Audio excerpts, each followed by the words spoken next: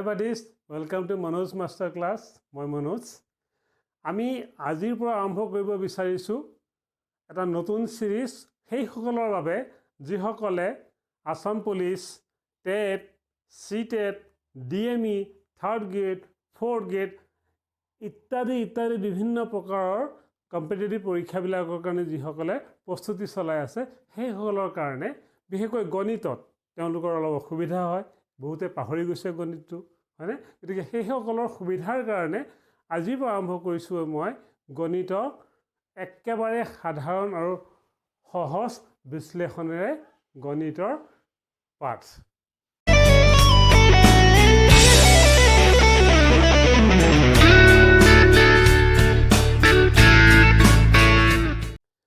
এতিয়া আজিৰ পৰা আমি আৰম্ভ কৰিম প্ৰথম যিমান কম্পিটিটিভ পৰীক্ষা আছে সকলো পৰীক্ষাতে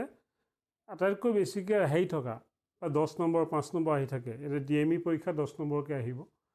টেট সিটেট সেইবিলাকতো 10 নম্বৰ আহে। নাম্বাৰ ছিষ্টেম আমি আজি আৰম্ভ কৰিম। নাম্বাৰ ছিষ্টেমৰ একেবাৰে গ্ৰাউণ্ড জিৰ' এক্সপ্লেনেশ্যন আপোনালোকে অতি সহজে বুজি পাই যাব। পাহৰিছিলে যদি মনত পৰি যাব। আপোনালোকে ভিডিঅ'টো স্কিপ নকৰাকৈ খালি চাব। নাম্বাৰ ছিষ্টেম মানে সংখ্যা প্ৰণালী। গতিকে সংখ্যা প্ৰণালী মানে সংখ্যা এটা। আমি সংখ্যা এটা কেনেকৈ জানিছিলোঁ 2 3 4 5 এইবিলাক আমি সংখ্যা 2 3 4 হয়নে? তো সংখ্যাবিলাক বিভিন্ন প্ৰকাৰৰ থাকে। কোনটো কি সংখ্যা এইবিলাকত আমাৰ খেলিমেলি হয়, মানে আমি পাহৰি গৈছোঁ। তো আমি সংখ্যাবিলাকৰ আমি কথা এটা বুজোঁ। যিমান পৃথিৱীত যিমান সংখ্যা প্ৰণালী আছে সেইটোক মই এটা গছ বুলি মই এটা তুলনা কৰি লৈছোঁ। আপোনালোকে দেখিব পাৰে ইয়াত এইটো এটা গছ, এইটো সংখ্যা, এইটো সংখ্যা। ইংলিছত ইয়াকে নাম্বাৰ বুলি কয়।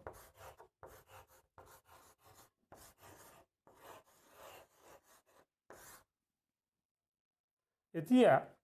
এই সংখ্যা নামৰ যিজোপা গছ মানে সংখ্যা 2 প্ৰকাৰৰ। যিমান সংখ্যা আছে সংখ্যাবিলাক 2 প্ৰকাৰৰ। এক প্ৰকাৰক কয় বাস্তৱ সংখ্যা, ৰিয়েল নাম্বাৰ। মানে সংখ্যা নামৰ যিজোপা গছ তাক দুটা ভাগত ভাগ কৰা হৈছে, মানে দুটা ডাল ওলাই গৈছে। এইটো যিটো ডাল এইটোক ক'ব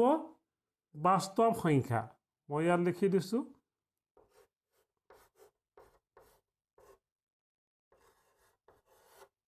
বাস্তৱ সংখ্যা। এইজোপা গছৰ নাম বাস্তৱ সংখ্যা। ইংলিছত ইয়াক ৰিয়েল নাম্বাৰ বুলি কয়, ৰিয়েল নাম্বাৰ।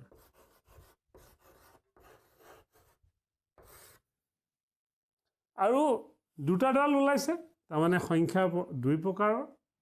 সংখ্যা নামৰ গছটোৰ পৰা দুটা ডাল ওলাইছে। এটা ডালৰ নাম বাস্তৱ সংখ্যা, মানে এক প্ৰকাৰৰ সংখ্যাক কয় বাস্তৱ সংখ্যা। বাস্তৱ সংখ্যাও সেইবিলাক সংখ্যা যিবিলাক সংখ্যাক আপোনালোকে আৰম্ভণিৰ পৰা পাই আছে, যিবিলাক মানে ক শ্ৰেণীৰ পৰা ধৰি লৈছোঁ। যোনে নাৰ্চাৰী পঢ়িছিলে, KG1 পঢ়িছিলে তেওঁলোকেও আপোনালোকে যিবিলাক সংখ্যা পাই আছে একদম আৰম্ভণিৰ পৰা যিবিলাক সংখ্যা পাই আছে সেইবিলাকেই হ'ল বাস্তৱ সংখ্যা, যিবিলাক বাস্তৱতে পায়।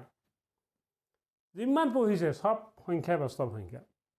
আৰু এবিধ আছে, কিন্তু সেইবিলাক সংখ্যা আকৌ আপোনালোকে হয়তো বহুতে পোৱাই নাই। যিসকলে ক্লাছ 9ৰ পৰা এডভান্স লৈছিলে, এডভান্স উচ্চ গণিত লৈছিলে, বা যিসকলে বিজ্ঞানত পঢ়িছিলে, ছায়েন্স ছেকশ্যনত পঢ়িছিলে, তেওঁলোকে আপোনালোকৰ কাৰণে চিনাকি হ'ব। সেইটোক কয় কাল্পনিক সংখ্যা। কিন্তু যিসকলে এডভান্সো নল'লে, ছায়েন্সো নপঢ়িলে, গ্ৰেজুৱেশ্যন কৰিলে, আৰ্টছতে কৰিলে, তেওঁলোকে হয়তো জীৱনতো সেই কাল্পনিক সংখ্যাটো দেখাই নাই, নেদেখিবও। তেনেকুৱা এটা সংখ্যা কয় কাল্পনিক সংখ্যা। এইটোক ক'ব কাল্পনিক। দুটা ডাল ওলাইছে, কাল্পনিক সংখ্যা। সংখ্যাটো লিখা নাই আৰু ইংলিছত ইমাজিনেৰী নাম্বাৰ বুলি কয়। ইংলিছত সংখ্যা নামৰ গছজোপাৰ পৰা দুটা ডাল ওলাইছে, মানে সংখ্যা 2 প্ৰকাৰৰ। এক প্ৰকাৰক কয় বাস্তৱ সংখ্যা, যিবিলাক সংখ্যা আমি পাই আছোঁ, আপোনালোকে সকলোৱে পাই আছে। যিবিলাক গোটেই সংখ্যাবিলাক যিমান পাইছোঁ সেইবিলাকৰ ৰিয়েল নাম্বাৰ বুলি কয় ইংলিছত।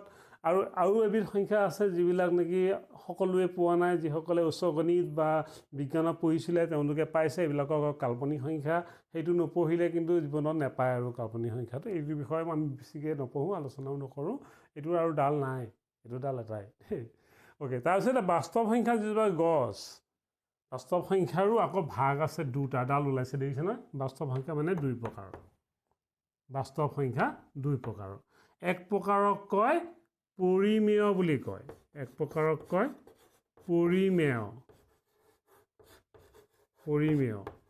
ইংলিছত এইটো ৰেচনেল বুলি কয় ৰেচনেল ইংলিছত ৰেচনেল বুলি কয় এইটো পৰিমেয় ৰেচনেল মানে বাস্তৱ সংখ্যা দুই প্ৰকাৰৰ বাস্তৱ সংখ্যাৰ ডালটোৰ পৰা আকৌ দুটা ডাল ফাটি গৈছে এনেকৈ এইটো পৰিমেয় এইটো ডাল ওলাই গৈছে আৰু এক প্ৰকাৰৰ আৰু এটা ডাল সিফালে যে ওলাই গৈছে দেখিছে নহয় ইফালে এইটো কয় অপৰিমেয় ইংলিছত ইৰেচনেল বুলি কয় ইৰেচনেল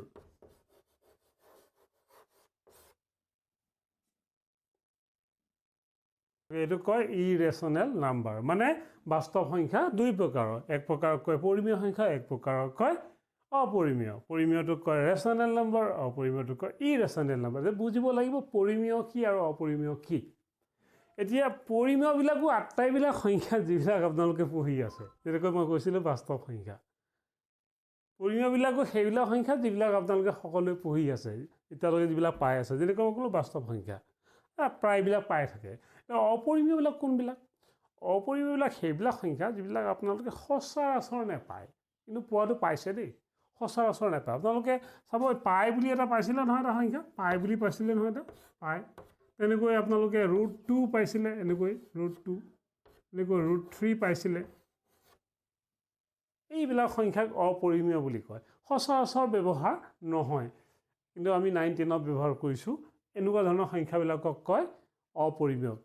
কেনেকৈ অপৰিমেয় হ'ল জানেনে এইবিলাকক যদি এইবিলাক সংখ্যা মানে নিৰ্দিষ্ট মান নাই তাৰমানে তুমি যদি আপোনালোকে মান লিখে নহয় ধৰি লৈছোঁ 1.21345239 একদম এনেকৈ শেষ নহয় গৈ থাকিব আৰু কোনো সংখ্যা কেতিয়াও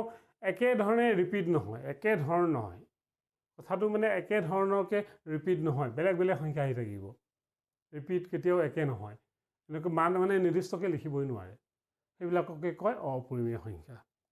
আৰু পৰিমেয়বিলাক কোনবিলাক এতিয়া কথা হয়নে পৰিমেয়বিলাক মই কৈছোঁ যিবিলাক আপোনালোকে পাই আছে আমি পৰিমেয়টো চিনাকিটো আমি আৰু ভিতৰলৈ যাম চিনাকি মানুহক আমি খবৰ লওঁ নহয় হয় নি অমুক লোৱা নেকি তাৰপিছত তেওঁ খবৰ লওঁ তেনেকৈ যে পৰিমেয়টো চিনাকি হয় পৰিমেয়ৰ আকৌ পৰিমেয়ৰ যিটো গছ ডাল সেই পৰিমেয় ডালটো আকৌ দুটা ভাগ ঠিক আছে পৰিমেয়টো এটাক কয় এইফালে যে গৈছে এই ডালটো এইটোক ক'ব অখণ্ড এইটোক ক'ব অখণ্ড অ'কে এতিয়া পৰিমেয় সংখ্যা দুই প্ৰকাৰৰ মানে পৰিমেয় সংখ্যা নামৰ ডালটোৰ পৰা দুটা ডাল ওলাই গৈছে এটা কয় অখণ্ডটোক কয় ইণ্টিজাৰ ইংলিছত কয় ইণ্টিজাৰ অখণ্ড মানে গোটা গোটা অখণ্ড মানে অখণ্ড যাক খণ্ড কৰা হোৱা নাই মানে আপেলটো এটা আপেল খাইছে আপুনি সেইটো অখণ্ড খাইছে কিন্তু যদি আপেলটোকে কাটি পেলাই এটুকুৰা খায় সেইটো হৈ যাব খণ্ড সেইটোকে আমি যেনিবা ভগ্নাংশ বুলি কওঁ আমি এইটোকে কওঁ ভগ্নাংশ এইটোকে কওঁ আমি ভগ্নাংশ ইংলিছত ফ্ৰেকশ্যন বুলি কয় ইংলিছত ফ্ৰেকশ্যনেল নাম্বাৰ বুলি কয় ফ্ৰেকশ্যনেল নাম্বাৰ দেখিছে না এটা অখণ্ড মানে গোটা গোটা সংখ্যাবিলাক যিবিলাক গোটা সংখ্যা আৰু যিবিলাক ভগ্নাংশ এই ইয়াতেই গণ্ডগোলটো বেছিকৈ হয় যোগ বিয়োগ কৰিবলৈ এইবিলাকতো আমি ক্লাছ 3 4 লৈকে আমি এইবিলাক পাই থাকোঁ 5ৰ লৈকে যোগ বিয়োগ আমি শিকি থাকোঁ পূৰণ কৰোঁ হৰণ কৰোঁ হয় ন অখণ্ডবিলাক আমি পাই থাকোঁ এইবিলাকেই আমাক অলপ লুটি ঘটিখন কৰে সেইবিলাকৰ লুটি ঘটিও ক্লিয়াৰ কৰি দিম চিন্তা নকৰিব মোৰ ভিডিঅ' চাই থাকিব অ'কে এতিয়া এই যে অখণ্ড সংখ্যা ডালটো যে দেখিছে যিটো মই কৈছিলোঁ ক্লাছ 3 4 আমি পাই থাকোঁ চিনাকি ডালটো এই ডালটো আকৌ দুটা ভাগত ভাগ হৈছে অ'কে এইফালে যিটো এটা ডাল দেখিছে এইটো ডালক কয় পূৰ্ণ সংখ্যাৰ ডাল পূৰ্ণ সংখ্যা এইটো ডাল ইয়াক ইংলিছত হোল নাম্বাৰ বুলি কয় ইংলিছত হোল নাম্বাৰ বুলি কয় আৰু ইফালে যে এটা দেখিলে দুটা ডাল ওলাইছিলে নহয় এটা কয় ঋণাত্মক সংখ্যা ঋণাত্মক সংখ্যা ঋণাত্মক ইংলিছত নিগেটিভ নিগেটিভ ইণ্টিজাৰ্ছ কাৰণ এইকেইটা হয় কি ইণ্টিজাৰ নহয় জানো ডালটো ক'ৰ পৰা আহিছিলে মানে এই আচল ডালডাল কোনডাল আছিলে অখণ্ড মানে ইণ্টিজাৰ এইটো কয় এইবিলাকক কয় নিগেটিভ ইণ্টিজাৰ এইবিলাকক কয় whole number integer whole number integer বুলি নকয় আৰু হোল নাম্বাৰ বুলিয়ে কয় আৰু এইটো হ'ল নিগেটিভ এতিয়া আকৌ চাব এই যে পূৰ্ণ সংখ্যাৰ ডালটো তাৰ আকৌ দুটা ভাগ এই পূৰ্ণ সংখ্যাৰ যিটো ডাল তাৰ আকৌ দুটা ভাগ এটা ডালত এইফালে যে গৈছে এইটো ডালত খালি শূন্যটোহে থাকিব পূৰ্ণ সংখ্যা এইটো ডালত আৰু এইফালৰ যিটো ডাল সেইটোকে কয় যিবিলাক আমি সদায় পাই থাকোঁ আৰম্ভণি সেইটোৱে কৰোঁ কি স্বাভাৱিক সংখ্যা স্বাভাৱিক সংখ্যা ইংলিছত কয় নেচাৰেল নাম্বাৰ নেচাৰেল নাম্বাৰ এই ইয়াত যে আৰু ডাল গৈছে এইফালে ভগ্নাংশ আকৌ দুটা প্ৰকাৰ এবিধ ধনাত্মক মই ইয়াত ধনাত্মক বুলি নিলিখোঁ আৰু এবিধ ঋণাত্মক তেনেকৈ ইয়াতো দুটা ডাল দেখিছে এবিধ ধনাত্মক এবিধ ঋণাত্মক এয়া গতিকে স্বাভাৱিক সংখ্যাটো আপোনালোকে জানেই স্বাভাৱিক সংখ্যা আগৰ পৰা পাই আছে স্বাভাৱিক সংখ্যাটো হয় নহয় গতিকে স্বাভাৱিক সংখ্যা আৰু শূন্যক একেলগে কয় পূৰ্ণ সংখ্যা পূৰ্ণ সংখ্যা আৰু যিবিলাক ঋণাত্মক সংখ্যা মানে -2 -3 সেইবিলাকক একেলগে কয় অখণ্ড সংখ্যা মানে অখণ্ড সংখ্যাত কি থাকে +1 +2 +3ও থাকিব শূন্যটোও থাকিব হয়নে নহয় আৰু -1 -2 থাকিব কিন্তু গোটা গোটা থাকিব 1 1এই থাকিব 1.1 নাথাকে য'ত দশমিক থাকে নহয় সংখ্যাবিলাক সেইবিলাক ডাল এইবিলাকত যায় সেইবিলাকক ভগ্নাংশ বুলি কয় ভগ্নাংশটো মানে আমি লিখোঁতে নহয় এনেকৈও লিখিব পাৰোঁ বা এনেকৈও লিখে দশমিকতো লিখে বা এনেকৈও লিখে বিভিন্ন প্ৰকাৰে লিখিব পাৰি ভগ্নাংশবিলাক ভগ্নাংশ মানে টুকুৰা আৰু গোটাকৈ পোৱা নাই ঠিক আছে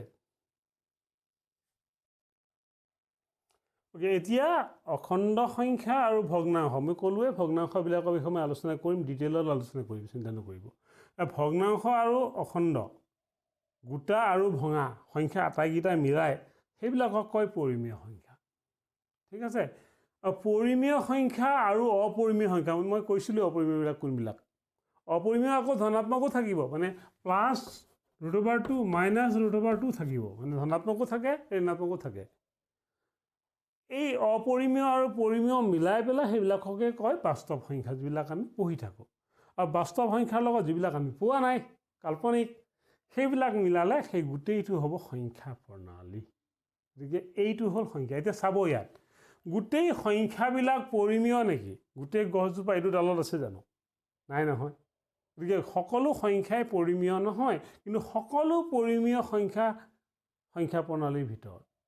এতিয়া ইয়াত এটা উদাহৰণ দিছোঁ যিমান স্বাভাৱিক সংখ্যা আছে আটাইবোৰ স্বাভাৱিক সংখ্যা পূৰ্ণ সংখ্যা হয়নে নহয় হয় কাৰণ এই স্বাভাৱিক সংখ্যাৰ ডালটো পূৰ্ণ সংখ্যা পাই পাৰ হৈ গৈছে ন সব স্বাভাৱিক সংখ্যা আটাইবোৰ স্বাভাৱিক সংখ্যা পূৰ্ণ সংখ্যা হয় কিন্তু আটাইবোৰ পূৰ্ণ আকৌ স্বাভাৱিক সংখ্যা নহয় কাৰণ পূৰ্ণ সংখ্যাৰ ডালটোত এইফালে আৰু এটা ডাল হৈছে শূন্যটো আকৌ তাত নাই নহয় গতিকে সকলোবোৰ পূৰ্ণ সংখ্যা স্বাভাৱিক সংখ্যা নহয় কিন্তু সকলোবোৰ স্বাভাৱিক সংখ্যা পূৰ্ণ সংখ্যা হয় এনেকুৱা ধৰণৰ প্ৰশ্নবিলাক আহে সকলোবোৰ পূৰ্ণ সংখ্যাই